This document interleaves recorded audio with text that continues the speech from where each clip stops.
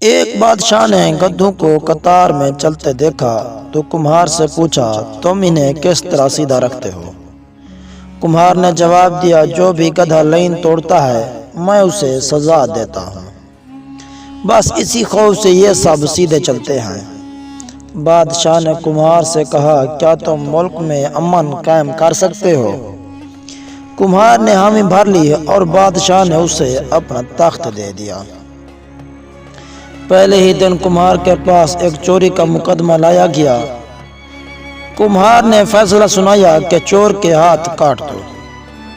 جلاد نے وزیر کی طرف دیکھا اور کمہار کے کان میں بولا کہ جناب یہ وزیر کا خاص آدمی ہے۔ اس کے بعد خود وزیر نے کمہار کے کان میں سرگوشی کی کہ جناب تھوڑا رحم کریں، یہ اپنا ہی آدمی ہے۔ کمہار بولا، چور کے ہاتھ کاٹ دو اور سفارشی کے زبان کاٹ دی جائے۔ بس کمہار کے صرف ایک فیصلے کے بعد پورے ملک میں امن قائم ہو گیا۔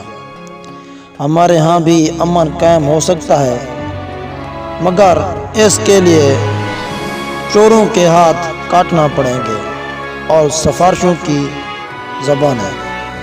اگر آپ کو ہماری ویڈیو اچھی لگے تو کمنٹ میں ضرور بتائیں اور لائک اور سبسکرائب لازمی کریں۔